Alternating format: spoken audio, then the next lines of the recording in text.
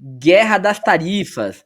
Para a burguesia do Brasil, solução às tarifas de Trump é entregar o que resta do país à Wall Street. De semicolônia agroexportadora, a burguesia nacional quer transformar o Brasil em pura colônia de onde são extraídas riquezas para a metrópole. Esse texto é de Eduardo Vasco, um parceiro fiel aqui da Diálogos do Sul Global. Gui, o que você destaca pra gente? O Eduardo ele começa o texto falando sobre os impactos dessas tarifas a nível global, falando do desespero dos banqueiros a nível global.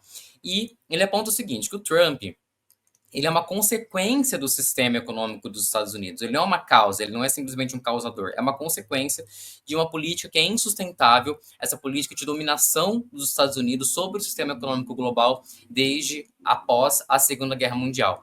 E que o Trump ele vai causar a ruína desse sistema.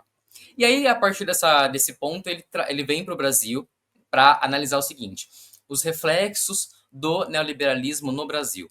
Então, começando pela venda das estatais em 1990, pela privatizaria Tucana, a abertura do nosso mercado às importações de riquezas dos Estados Unidos, já que a nossa indústria foi sucateada. Isso levou também ao desemprego, a que as pessoas tivessem que recorrer a ser empreendedoras, a, por exemplo, conseguir dirigir para aplicativo, a ser entregadores de iFood. Então, tudo isso vem aos poucos sucateando as condições do Brasil, da classe trabalhadora no Brasil. Ele também cita a retirada de direitos dos trabalhadores, dos aposentados e da juventude. Vem aqui para mais perto agora, né, para a privatização da Eletrobras, a autonomia do BC, a determinação dos preços dos combustíveis com base no mercado externo e como que todos esses fatores fazem com que haja aumento da pobreza e da fome, ainda que os governos Lula e Dilma tenham tentado mitigar alguns desses efeitos com políticas aí de assistência à população mais pobre.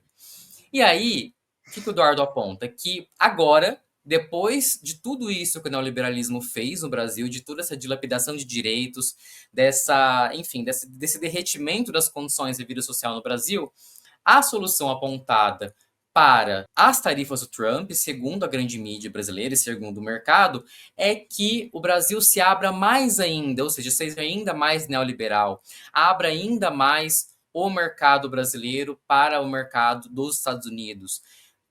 Enfim, elimine algumas barreiras comerciais para que a indústria daqui, para que a economia daqui seja mais competitiva. Essa é a solução que a grande mídia aponta, né? Então, por exemplo, ele cita aqui um trecho do Estadão que fala o seguinte: basta a Trump que lhe seja cedido algo com o qual possa clamar vitória. E o Brasil tem muitas coisas para ceder.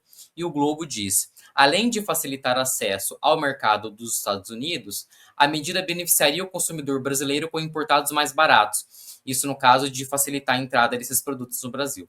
Então, veja bem, a solução para que a gente lide com as tarifas do Trump, segundo a grande mídia, é que a gente seja ainda mais neoliberal e que a gente, enfim, descarte ainda mais, negue ainda mais a nossa soberania e não desenvolva a nossa indústria para conseguir responder a isso. Eu vou começar indo até para um lado que o texto não vai tanto, mas tá em alto o assunto, eu acho que cabe a gente falar aqui. Os Estados Unidos eles estão dando mais um dos seus shows de hipocrisia imperialista, né? Enquanto eles pregam o livre mercado, é sempre um discurso de americano isso, o livre mercado, livre mercado. Eles tentam sufocar a China com as tarifas e sanções porque os asiáticos não se ajoelham ao seu domínio. Não é sobre competição justa, é sobre pânico de ver que um país que tirou 800 milhões de pessoas da pobreza e hoje domina tecnologias que os Estados Unidos não conseguem copiar. A China não aceitou ser colônia, não deixou o dólar ditar suas regras. E agora Washington responde com guerra econômica, sabotagem tecnológica e histeria midiática. Mas a jogada está falhando, Gui. Enquanto os Estados Unidos afundam em dívidas e desigualdades, a China avança com a nova Rota da Seda, que já é uma realidade. E isso vai ditar muito sobre quem vai ser os parceiros dessa guerra comercial, porque por enquanto, como a Vanessa sempre diz, vocês não estão aqui presentes no nosso grupo seleto de trabalho lá no Slack, que é o nosso escritório virtual, mas a Vanessa sempre coloca que isso aqui é mais um bode na sala que o Trump colocou. Para quê? Ele cria um problema para vender uma solução. Só que dessa vez, eu acredito que vai ser um pouco diferente. Porque, primeiro, ele não estava contando que o jogo era um truco. Ele achou que era um jogo de damas ali, um xadrez. Mas é truco que tá jogando. Então, a cada Boa muita tarde, pessoal. aposta. Voltei, eu caí, né? Sim, eu não sabia se era eu ou você. Ah, fui eu. Por isso que eu fiquei E duvidando um pouquinho. só retomando, então por que, que o Xi Jinping tem dobrado essas apostas, né? Porque ele tá contando com quem vai ficar de qual lado. Então, eu acredito que vai ter uma redistribuição agora de produtos.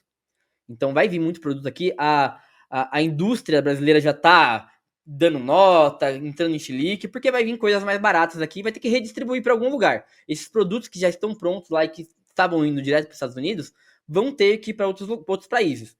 E aí vai ter um novo acordo com vários países e tal. Tudo bem, isso aí já era previsível.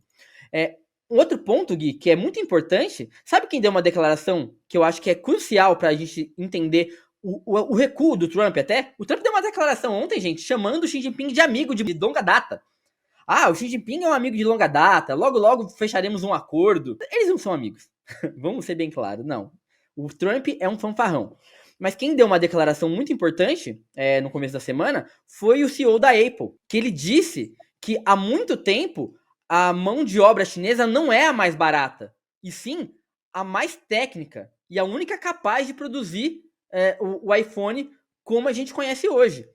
Que sem a mão de obra chinesa especializada, a gente vai ficar pelo menos 20 anos sem conseguir produzir em grande escala o iPhone. E quem que vai sofrer isso?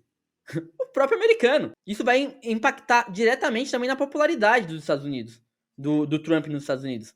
Então, assim, a gente já vê discursos do Elon Musk, que tem as peças dos seus carros todas fabricadas na China, desesperado. Tudo isso porque tem uma figura que a gente não fala tanto, que é o guru econômico lá do Trump, né? Que ele é um cara que odeia a China. Ele odeia a China. Então, assim, quem vai vencer essa guerra interna primeiro? Porque eu ainda acredito que tem chance do Trump recuar, mas o Trump é um fanfarrão, ele não vai querer sair por baixo.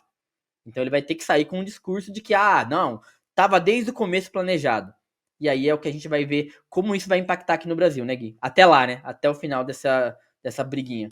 Sim, eu vou trazer uma pergunta aqui do Cadeira do Datena. Ele pergunta se o Brasil vai levar vantagem nessa briga comercial. Bom, essa é uma análise também que a gente não se arrisca a fazer de forma profunda, né? Porque, enfim, é um assunto bem complexo. Saber como que o mercado brasileiro vai reagir a isso.